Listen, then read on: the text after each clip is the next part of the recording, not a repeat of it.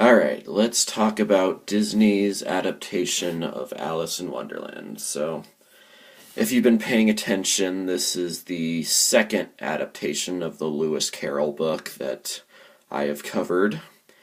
Um, I can see that the Alice in Wonderland story isn't for everyone.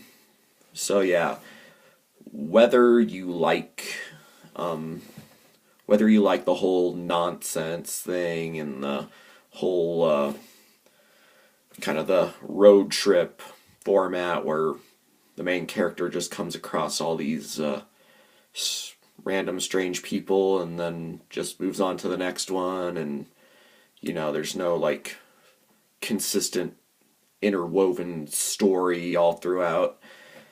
Yeah, if you're not a fan of those types of stories, I will say now, this is not a movie that I recommend for you. If that does sound appealing to you, then, well, couldn't recommend this one more. I mean, you want an adaptation of Alice in Wonderland, this is your adaptation. Um, yeah, the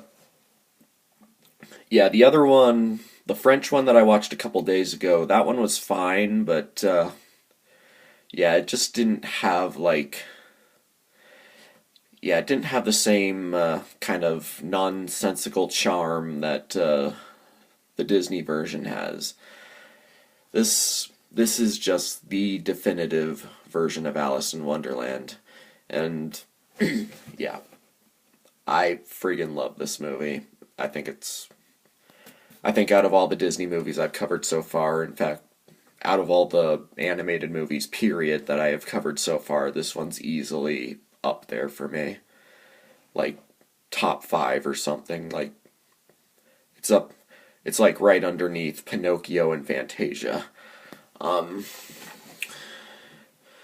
but yeah,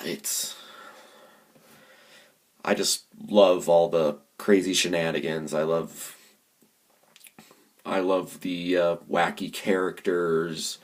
The Mad Hatter and the March Hare are, of course, very memorable. They're great characters, even if you don't know everything about them. They do come off as jerks in a way. I guess the Dormouse as well. I mean, yeah, the Dormouse is kind of the third wheel, if you will, the kind of the easily forgettable one. The Dormouse is a great character too. Um, my two favorite characters of this movie are easily the Cheshire Cat and the Queen of Hearts. They just steal every scene they're in. And they're voiced by two voice acting staples of Disney by this point, Sterling Holloway and Verna Felton. Both very talented, and yeah, this is quite an interesting new direction for Holloway, I think, at least as far as I know about him, because,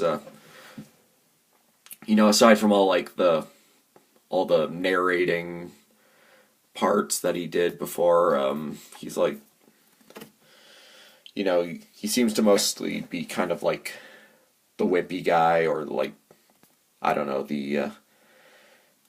the softy, if you will. Here he's playing like this this troublemaking jerk, like, I just love how the Cheshire Cat's all like, there's just something very delightfully off about the Cheshire Cat, and how like mischievous, whatever, however you pronounce the word, how mischievous he is, and he can get kind of creepy at times. I think my favorite character, period, is the Queen. Like, she is just so over the top crazy, and yeah, she's definitely another great Disney villain. I mean, yeah, she's like, I mean, comparing her with like Lady Tremaine from Cinderella, she's probably like just a little under the former. Um, but yeah, like definitely one of Disney's best villains. And yeah, there's a bunch of other likable, if very, or likable, but at the same time, not very likable. Like, not likable in a delightfully naughty, mischievous way. But yeah, just so many memorable things in this movie, and I don't feel like naming all of them, but yeah. And then I just love the scene where Alice just gets caught she gets lost in this forest, and she comes across all these strange creatures. They're like animals fused with like everyday objects, and like, yeah, I think that's a part where like the animators and stuff really got to get creative. Like, they just push their creativity, put all these creatures that obviously weren't in the book. Um, um, but yeah, there's so many great moments in this. Oh, and of course there was like the march of the card soldiers when like the queen's coming in. Yeah, that's a really good part. And yeah, it's just a really colorful, fun movie, and yeah, the kind of crazy, um, the nonsensical, disjointed story. I can definitely see why it's not for everyone, but yeah, I think it works very well for me.